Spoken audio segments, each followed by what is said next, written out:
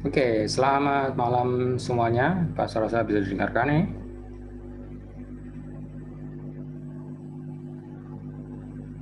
Malam, Pak. Oke. Nah, untuk malam ini kita akan lihat detail untuk materi penjadwalan DIS. Itu materi sudah saya uploadkan ke Spon. Yang pertama kita akan lihat detail-detail untuk penjadwalan DIS.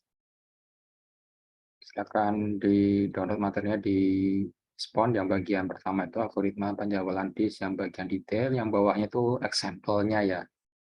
Oke, yang bawah itu lebih detail lagi, cuma yang atasnya summary-nya aja. Oke, kita langsung saja. Nanti kalau ada kurang jelas, silakan langsung di interrupt. Ini sudah saya record nanti untuk bukti perkuliahannya. Oke.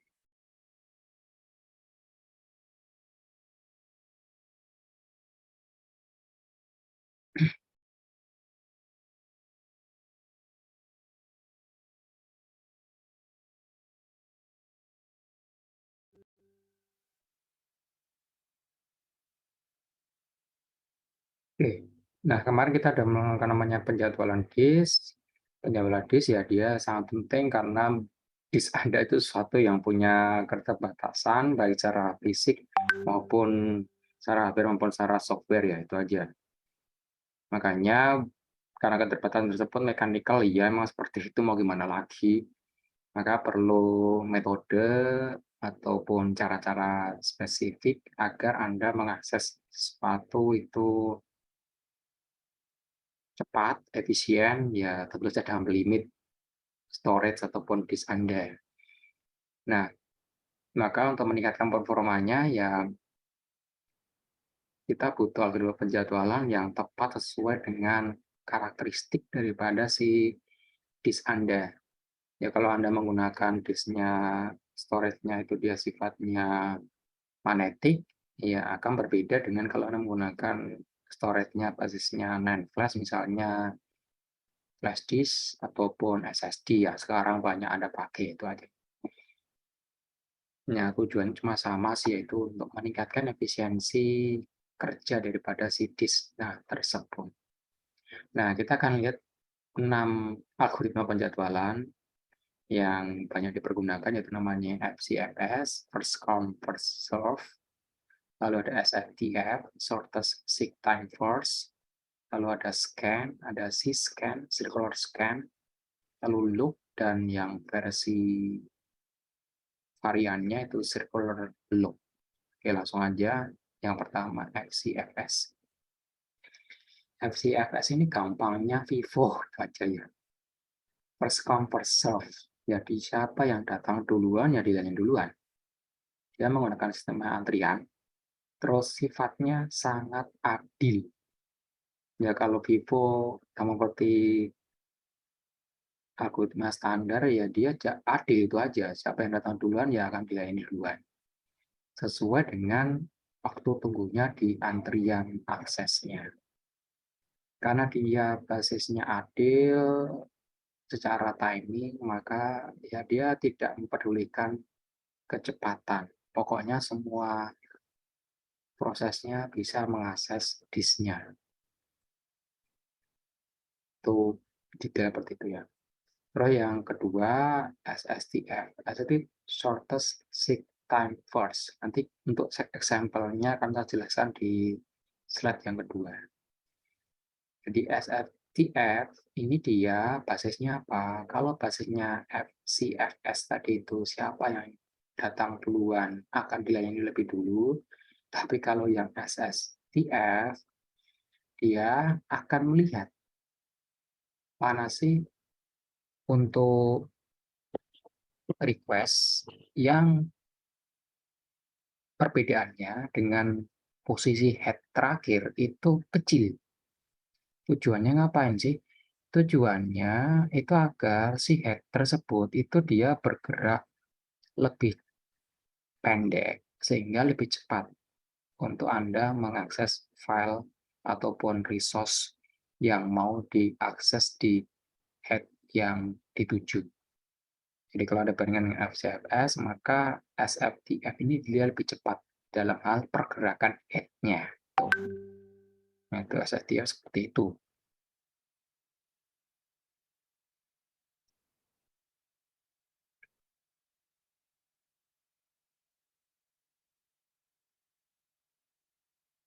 Nah, terkadang SFTF ini dia bisa mengakibatkan starvation. Artinya apa? Artinya satu proses dia menunggu disknya itu nggak pernah dapat. Kok bisa? Ya bayangin aja Anda punya request datang beruntun, lalu Anda ternyata dapat posisi head yang paling bontot, paling ujung. Lalu ketika sudah saatnya Anda dilayani, tiba-tiba ada request lain masuk. Yang ternyata itu selisihnya cuma satu head lebih pendek daripada punya Anda. Maka ya Anda nggak dilayani, itu aja. Ya dilayani. Kenapa? Karena SSD ini dia melihat selisih dari posisi head terakhir itu yang mana sih yang paling pendek. Itu yang dilayani duluan. Jadi kalau yang pendek ini dia ternyata datang terus-menerus, maka yang panjang letaknya itu nggak bakal diakses sama sekali. Itu kelemahannya seperti itu ya. Nah, itu detail daripada yang bawah ini. Jadi Anda seperti punya antrian tetapi diserobot oleh yang punya prioritas lebih tinggi. Nah, jadi agak kurang adil sih kalau dikatakan SFTF ini algoritmanya. Itu SFTF seperti itu. Nanti kita akan lihat detailnya di example-nya. Kalau yang namanya scan ya dia akan melakukan scanning atau pemindaian. Pemindahan secara ya general semuanya. Jadi si head Anda itu bergerak dari ujung disk itu aja startnya ya. Lalu berbalik arah ke ujung lain. Jadi ujung ke ujung. Dari ujung satu ke ujung lain. Ya, namanya scan seperti itu. Anda melakukan pemindaian apapun itu dari satu start position ke finish atau ke ending positionnya. Nah, si head-nya ketika dia scanning, maka dia hanya akan apain? Merespon request terhadap head yang dilewati. Kalau ada permintaan ke head yang nggak dilewati gimana Pak? Ya nggak dilayani, itu aja. Menunggu giliran scanning, gitu ya. Nah, si scan algorithm ini dia sama seperti elevator atau lift yang biasa Anda pakai. Si lift-nya itu ngapain? Si lift-nya dia akan kalau Anda misalnya Anda dari lift di IT Stores itu misalnya itu Anda mencet nomor 1, lalu ada yang mencet nomor 5. Harapannya sih yang ke lantai 5 langsung ke lantai 5 ya. Tapi ternyata ada yang mencet nomor 4, maka ngapain? Ya lantai 4-nya duluan yang kebuka, bukan nomor 5-nya. Scanning seperti itu. Lift juga menggunakan sistem scanning. Jadi dia akan di-scan dari lantai 1 paling bawah sampai lantai paling atas yang dilewati oleh si lift tersebut. Tuh. Kalau ada yang minta untuk lantai yang dilewati, maka dia akan stop di situ. Nah, seperti itu. Jadi scan seperti itu ya. Jadi dia akan scan dari ujung satu ke ujung lain, lalu balik lagi, balik terus, balik lagi. Seperti terus. Bolak-balik, bolak-balik, bolak-balik. Karena dia scanning, maka otomatis head-nya itu bergerak terus. Dia tidak pernah diam. Itu ya. Jadi kalau secara hardware, si scan ini dia akan ngapain? Membuat mechanical-nya itu lebih cepat wear out daripada menggunakan algoritma lainnya. SSTF tadi itu ataupun FCFS. Tuh, itu scan seperti itu.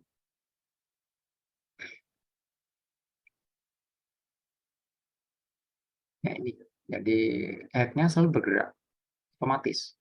Head-nya bergerak, maka motornya selalu gerak.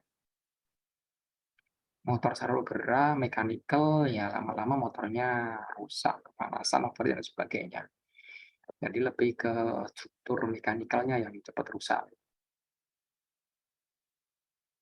Nah, selain itu penjadwalan scan, ya dia karena dia nunggu giliran scanning, maka request itu bisa lama untuk direspon. Itu aja. Ya.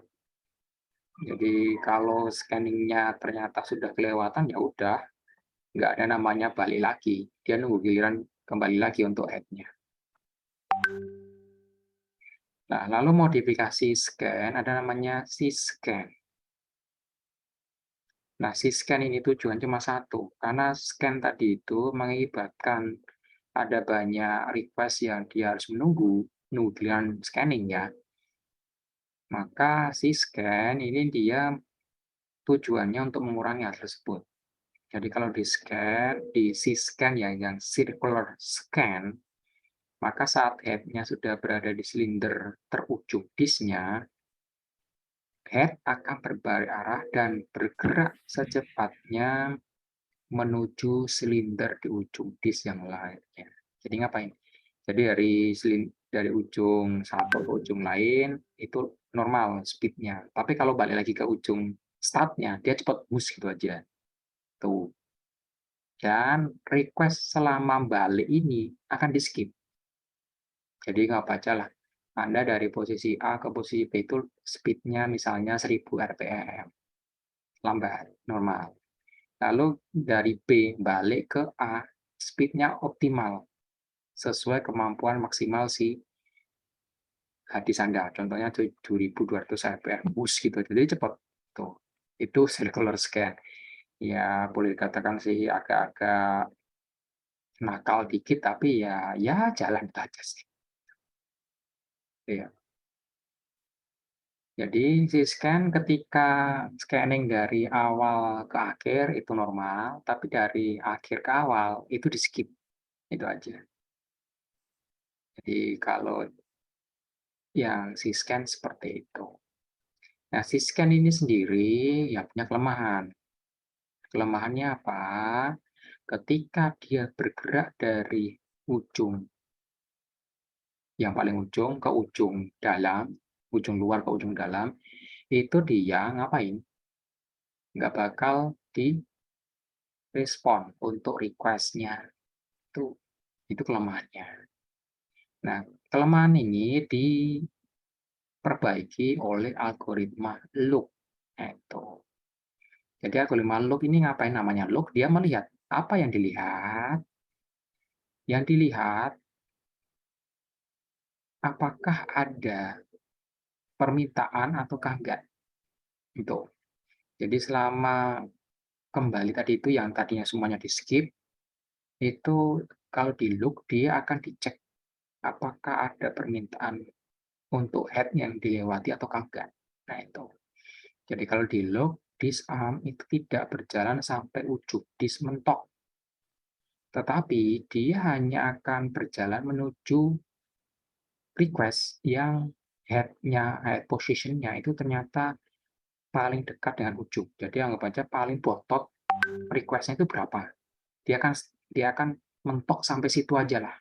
Nggak sampai ujung nggak sampai ujung head-nya Anda, nggak sampai ujung disk-nya Anda. Jadi contohnya kita punya disk laptop 2,5 inci ya. Tuh, itu 2,5 inci itu dia adalah jari-jarinya, radiusnya. Maka otomatis Anda punya diameter 10 cm kurang lebih ya. Maka si kalau dalam scan itu dia akan bergerak dari 0 ke 5 cm. Lalu balik lagi skip dari 5 ke 0. Selama balik dari 5 ke 0, maka kalau si scan itu tidak akan direspon sama sekali kalau ada yang minta. Di-ignore aja. Tapi kalau look ini ketika dari posisi ujung dalam, anggap aja head nomor 0 ya, keluar, dia hanya akan keluar sampai head paling bontot yang di-request. Contoh head yang paling bontot di-request misalnya head nomor 10, ya dia akan sampai situ aja. Lalu setelah itu ngapain? Lalu setelah itu dia akan balik ke 0. Nah, ini balik ke 0, tetapi berbeda dengan syscan, ketika dia balik ke 0, itu masih tetap melayani permintaan untuk head aksesnya. Nah, itu perbedaannya itu baik dengan scan maupun dengan syscan. Ini algoritma loop seperti ini ya. Nah, modifikasi dari loop itu namanya C-loop. C-loop ini hampir sama seperti syscan, tetapi kalau syscan itu sampai full, kalau Anda punya disk 5 cm tadi itu, maka dia akan bergerak kalau yang syscan dari 0 sampai 5 cm. Tapi kalau C-loop, dia akan bergerak dari 0 sampai mentoknya yang di-request berapa, head-nya misalnya head 10, lalu setelah itu dia akan balik. Gitu. Dia akan balik lagi ke 0-nya.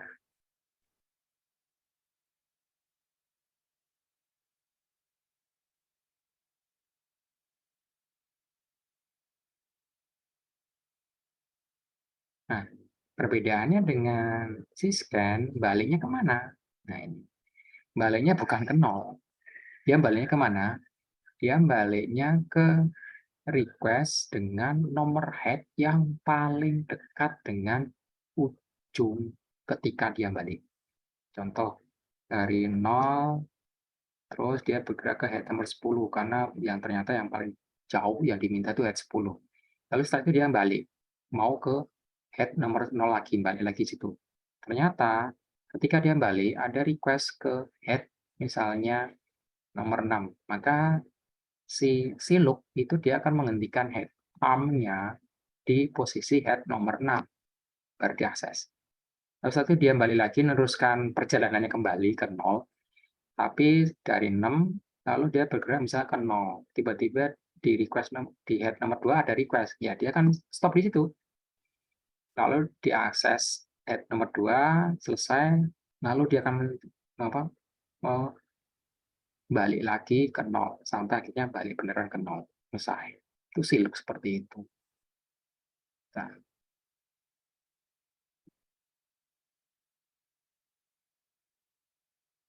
oke, jadi ya bola-balik seperti itu ya. Oke.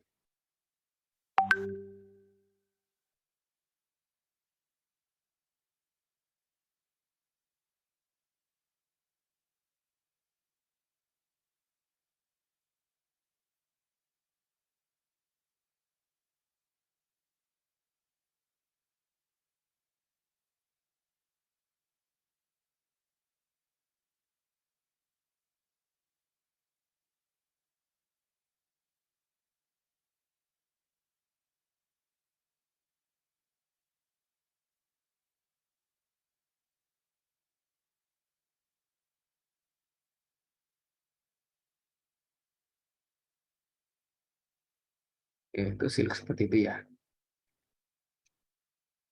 Nah, sekarang kita akan langsung ke bagian yaitu example-nya.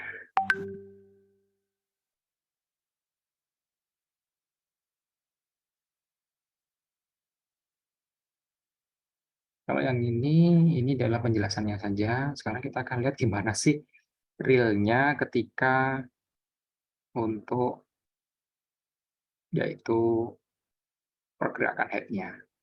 Oke, ini untuk waktunya akan stop dalam 10 menit. Jadi nanti silakan Anda join lagi ya. Oke. Oke, kita lihat yang pertama, FCFS.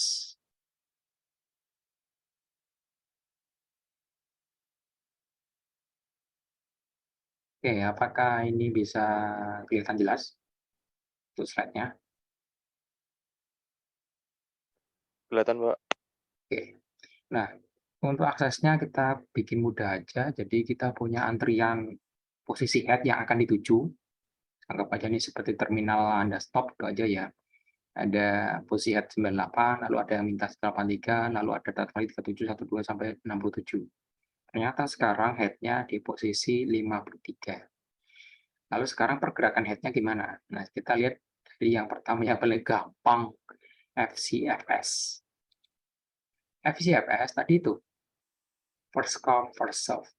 Tadi yang pertama nongolnya 98, maka dari 53 lari ke mana? 98. Habis itu dari 98 ke mana? 183. 183 mana? 37. Mana lihat tuh pergerakannya. 53, 58, 183, 37, 122. Vivo, ya Vivo. Sangat mudah, sangat mudah. Nah, kalau Anda lihat pergerakan totalnya itu dia 640 silinder. Itu ya. Nah, dari mana?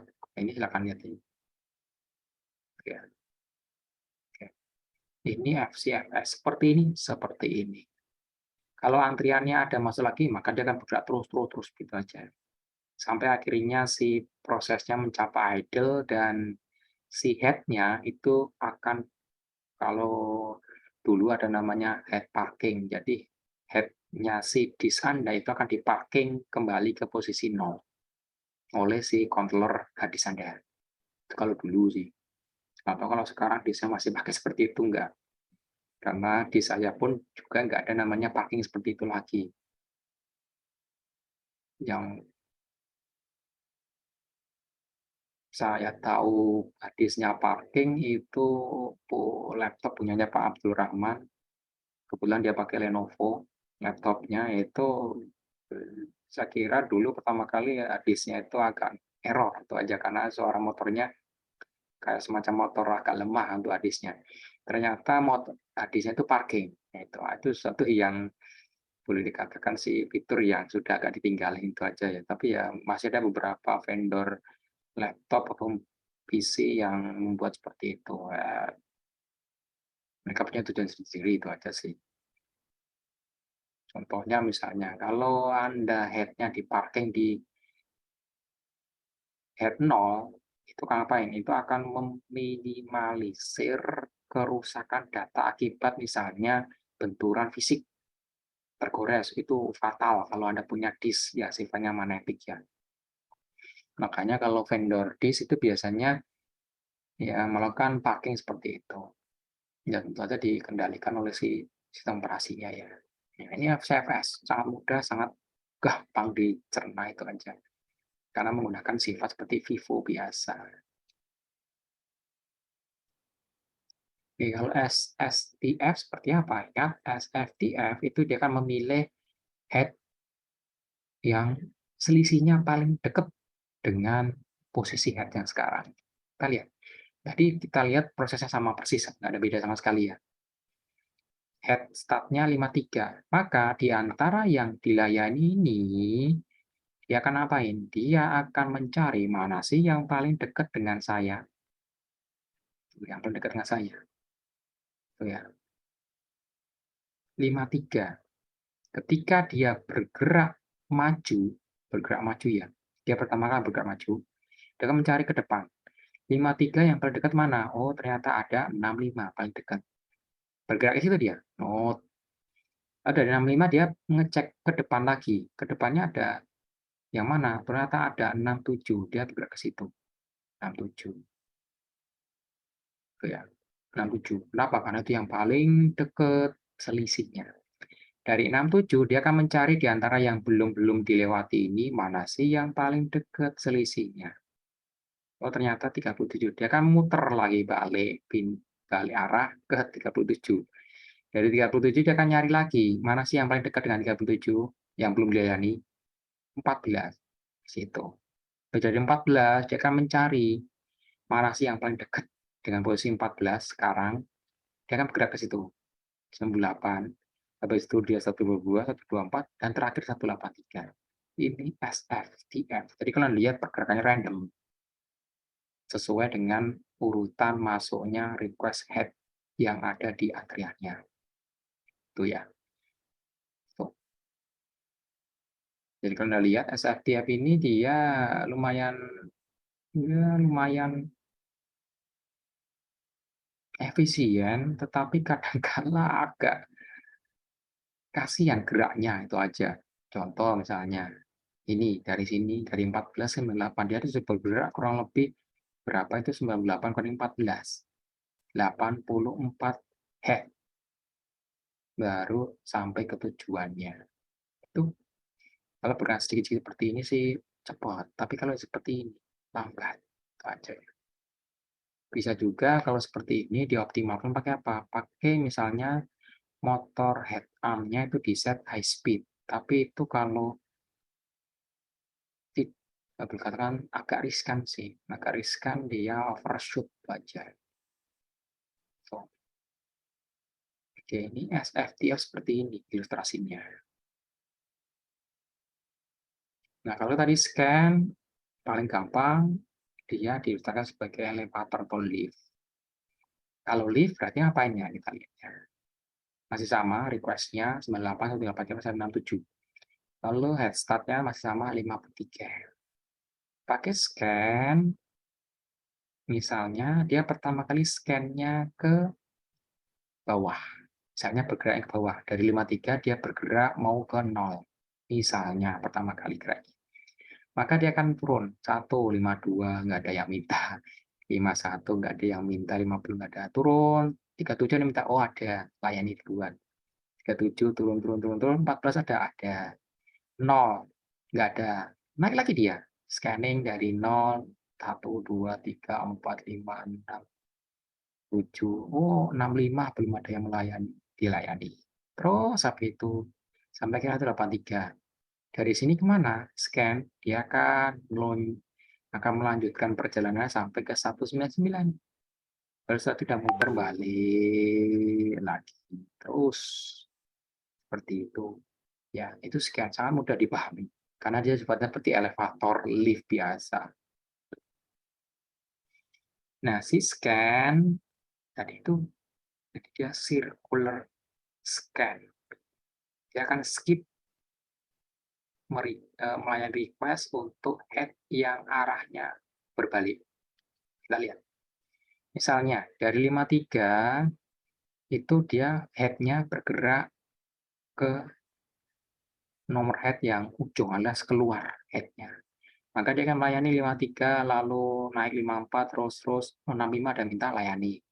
Naik 66 67 ada yang minta layani terus sampai akhirnya 183 ada yang minta oh ada melayani.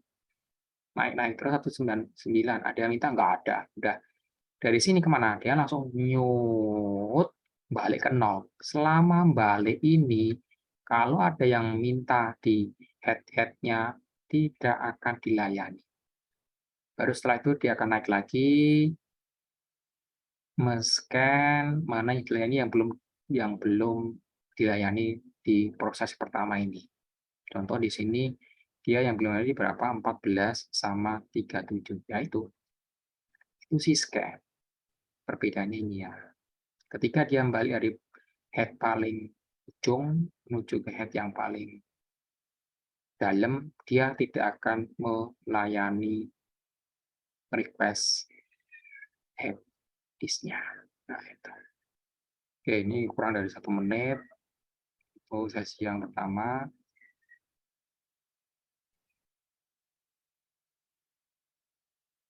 Kita akan lihat untuk nantinya setelah yang si scan, yaitu untuk si load.